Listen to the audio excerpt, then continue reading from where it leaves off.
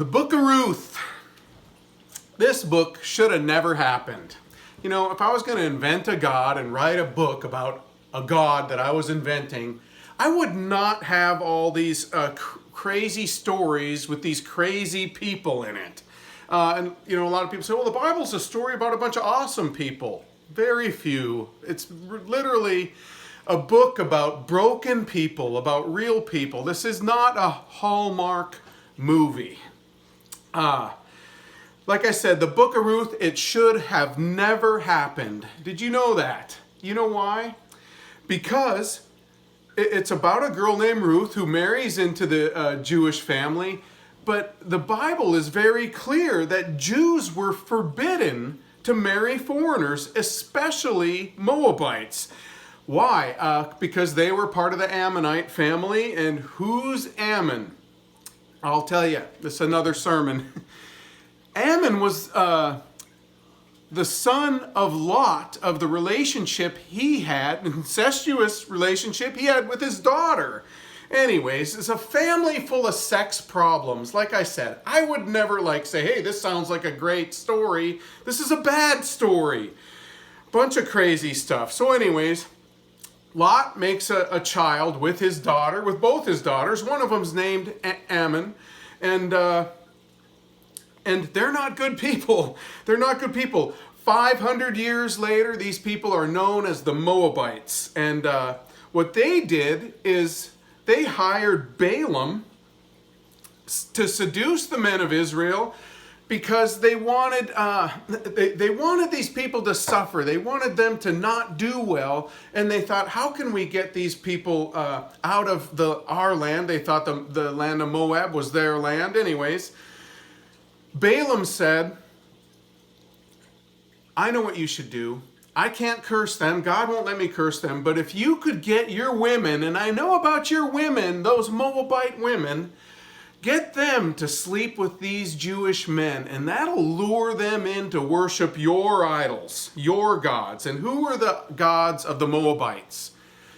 The worst of the worst. It was Molech, the baby killer, and Chemosh, whose name means subduer and destroyer. Now, you think these are bad people. It's true, they brought it upon themselves, literally. And why would God want to save anybody from this horrid group? Let's look at what the law says in Deuteronomy 23, verse 3. It says, an Ammonite or Moabite shall not enter into the assembly of the Lord. That means they're not to marry. They're not to marry in with the Jews. It says, even to the 10th generation. Now that's important. The 10th generation is going to come into play in this. None of his descendants shall enter the assembly of the Lord forever, because they did not meet you with bread and water. So here's another problem God has with the Moabites. That the Jews were suffering. They had no water. They had no bread. They were literally wandering in the desert. And the people of the land had an opportunity to prove themselves as good people and do the right thing and meet them with bread and water. That's not asking too much, by the way. But instead, they cursed them. Instead, they tried to trick them. And it says they hired Balaam against them, the son of Beor, to curse you.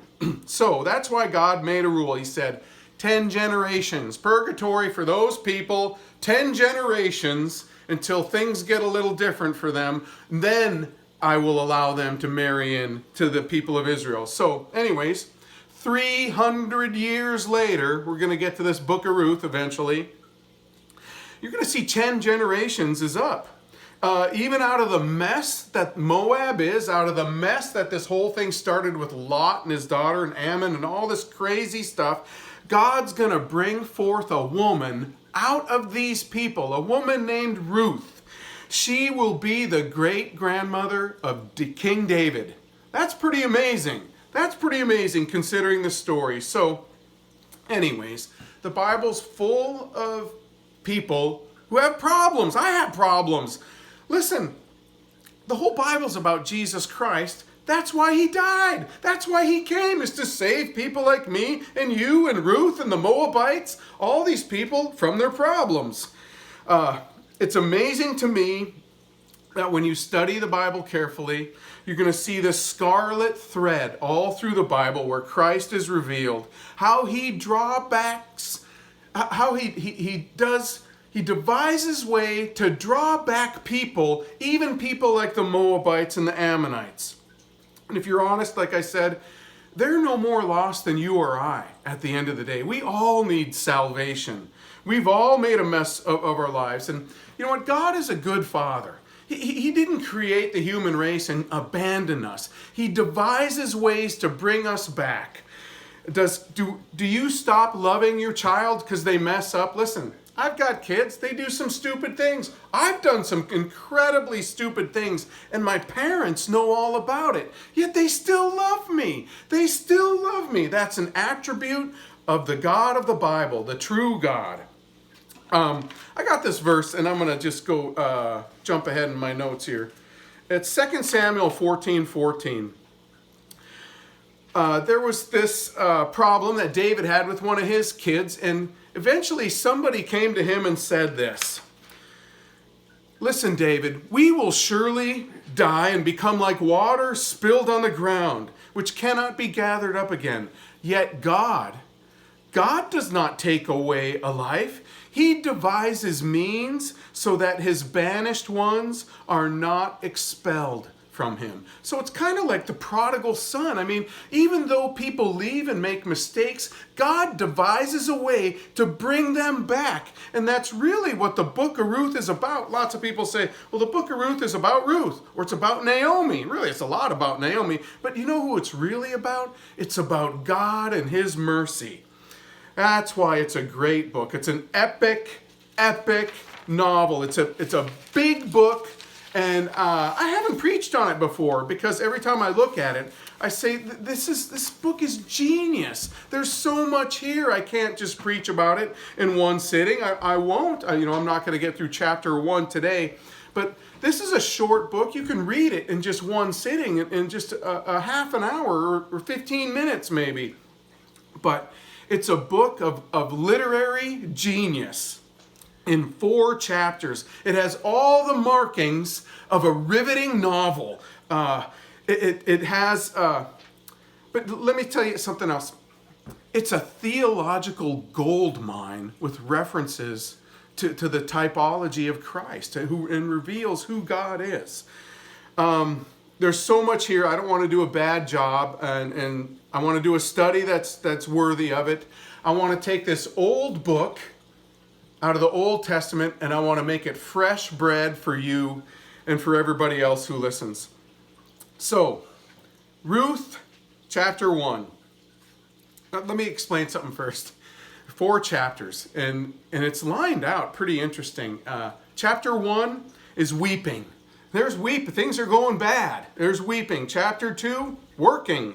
Chapter 3, waiting. And chapter 4, the girl gets the guy. There's going to be a wedding. So it is kind of like a Hallmark movie, but it's not Hallmark. I mean, this isn't Saving the Family Christmas Tree Farm and the girl gets to marry the GQ model guy whose beard is shaved perfectly every day. Anyways, the guy at the end of this story, his name's Boaz, but I don't know. I think he might be a little older. So let's start in chapter 1, verse 1, Book of Ruth. Now it came to pass in the days when judges ruled. So the days when judges ruled is the Israelites have come out of Egypt. They spent 40 years wandering. Then they got into the promised land through Joshua and Caleb, led them there. Joshua and Caleb, amazing people. Caleb comes into play in this story also later. But it's 300 years. They've been in the promised land for 300 years. And guess what? They're wrecking it. They're making mistakes. There's all listen, and why? Why, after all that hassle and trouble, are they in the promised land and making a mess of it? It's summed up in this one statement in the book of Judges. It says, people did what they wanted. Everybody did what was right in their own minds and their own hearts. They didn't follow God. They brought troubles upon themselves. And when that happened, God warned them. I mean, God didn't say, hey, you're in trouble. Here comes a curse and a plague. He warned them. He sent people to them and said, hey, you guys, this is not right. You're not treating each other right. You're not following the rules that I laid down for you to live properly. Trouble's coming. And people are like, nah, whatever. I'd rather not brush my teeth. And that's essentially what it comes down to, is God saying, hey, you should brush your teeth if you don't want cavities. And they're like, no way, I'm not going to do it. So there's problems people bring upon themselves. God warns them, and then he sends judges, and then he sends rulers, or maybe enemies, or no rain. And the problem is now it's going to be famine. A famine is going to come. You say, well, that's awfully mean of God to send a famine to cut off their food. Now let me explain to you why God sent a famine. It's because these people weren't doing the right thing with their food. God gave them rain. God gave them food. All he asked was this: would you please give 10% of your food to the poor, to the widow, to the orphan? You need to tithe of your food. It was all about food, to make sure that there was always food for the poor and for the needy and for the families that didn't have ranches and farms. God is all about providing for the people, and he wants the people to be his hands and feet. And they were like, nah, keeping it all for myself. And then they're wondering, why is it not raining? Well, God is saying, because you're not doing the right thing. So no rain, that's a curse. Essentially, God sent the famine in the land. But I'm not saying everybody in that land was a bad person, and it's kind of a drag when you're all lumped in with all your brothers and sisters in a land that's being currently cursed with no rain. And I'm thinking this guy, his name's Abimelech. Boy, I better get his name right. Elimelech. I'm not good with these names. Elimelech is thinking, my people are lame.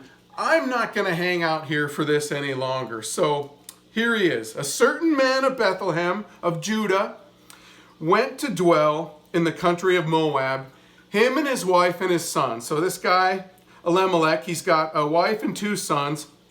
And it says this in verse 1. He went to dwell. And if you look that up in the Hebrew, it doesn't mean he's sojourn. It's some verses say sojourn. It's a temporary trip. He's like, listen, I'm just going to leave town to go to a better place because I don't want to hang out with all these bad people who bad things are happening to. I'm going to go somewhere else where there is food. Well, it was a mistake. This guy, he's going to pay with his life at the end of the day. So verse 2. The name of the man was Elimelech. The name of his wife was Naomi. So Elimelech means my God is king, and Naomi means my delight. So here, Mr. My God is king and Mrs. My delight, and their 2 sons. Now catch this. They must have been born in a bad time. Their sons are named Mahlon and Chilion. That's kind of a cool name, Chilion. But anyway, it's not cool. The names of these boys, the Mahlon means sickly. Thanks for such a great name. What'd you name your kid? Sickly. Oh, okay. Well, you have another boy. What are you going to name him? Piney. Now, it's not the tree. Like I said, it's not a Christmas tree farm thing here we're talking about. It means wanting. It means I don't have enough. It means wanting. So they were Ephrathites of Bethlehem of Judah. So this is ironic. I'm going to point out why it's ironic that this family are Ephrathites. They're descendants of Caleb. It's ironic. Caleb was this guy is a man. This is a man who did the right thing, whose life's goal was to enter the promised land, no matter how hard it was. And here it's ironic that one of his great grandsons is like, things are tough. I'm out of here. I'm not like Caleb. I'm the opposite of Caleb. So things are getting tough, and he bolted. Him and Mrs. Delight and Sickly and Piney. So, and they went to the country of Moab and remained there. So you saw in verse 1 that their goal wasn't to remain there. It's, if you look at the Hebrew, and I love doing that. I'm not that smart of a guy, but I can do this, and you can do it. Look up the Strong's, the meaning of these words. These people, they said, let's just go on a vacation, and there's lots of sandwiches and bread over there, I heard, in another land. No problem. Well, listen, that's what happens when you drift away from God's plan. You think, well, I'm just going to step over here where things might be funner for a little bit. All of a sudden, you're stuck. All of a sudden, you're going to be buried there. You're going to die there. That's bad news. God made consequences for his people. You know, other people may be able to get away with doing things that you can't do it. Others may, you may not. He wasn't supposed to leave, but he did. But you know what? The beauty about God is he has a way of just pulling a rabbit out of a hat and saying, I'm going to work this out for good. That's his skill. That's why we love him. He's a great God. He takes a mess and he makes it a bouquet of flowers at the end of the day. That being said, I keep wondering if California is like the promised land or Moab for me. You know, where we're all torn about, man, the way things are going in California and why did we come here? Listen, what was your motivation to come here? Maybe that you should examine that. Was your motivation to run from God or get away from all these bad people so you don't have to be cursed with them? Or was it, what did you feel like you were being led by God? Has God put you here? Has God blessed you here? So I don't know. I think I'm here because God wants me here. I truly do. So anyways, sideshow. This guy, Elimelech, he says, I can't stay with my people. They're bad, obviously. This place is cursed. Well, what place is that? Bethlehem. He's saying Bethlehem is cursed. I'm out of here. Listen, that's where Jesus is going to come from eventually. Bethlehem's a wonderful place. You know what that word Bethlehem means? Bread. It means literally this, the city of bread. And if you know your Bible, you know Jesus was born in a feeding trough. He was literally born in a bread box. Anyways, it's a proper name for that place. So this guy and his family, they leave the city of bread because there is no bread, because they want to go find some bread. He wanted to fix his problems, but his problems increased. And here's something sad that he probably didn't know. After he left, guess what? Things got better. Things got better there and worse where he was going. Verse 3. We're in verse 3 and somebody's going to die already. Then Elimelech, Naomi's husband, died. And she was left and her 2 sons. So it doesn't take long to get to death. Mr. God is my king is dead, but Mrs. Delight still has her sons, thankfully, sickly and piney. Oh my goodness. So how is this going to end to get any better soon? It's not. It's going to get worse. Now the sons took wives of the women of Moab. And the name of one was Orpah, spelled different. And the name of the other was Ruth. And they dwelt there about 10 years. So her husband's dead, but her boys find wives, and that's kind of fun. I mean, even a bad wedding is fun until things go sour in the marriage, I guess. In this marriage, it does come unraveled because her sons die. Things just get bitter, and that would cause bitterness, especially towards God. That why my husband's dead and now my sons are dead. Now I have these daughters-in-laws. Then what are they going to do? What are they going to do? Now, and this is what happens, verse 5. Sickly and piney, surprise, shock, they're going to die. Then both Mahlon and Chilion also died. So the woman survived her 2 sons and her husband. That shouldn't be.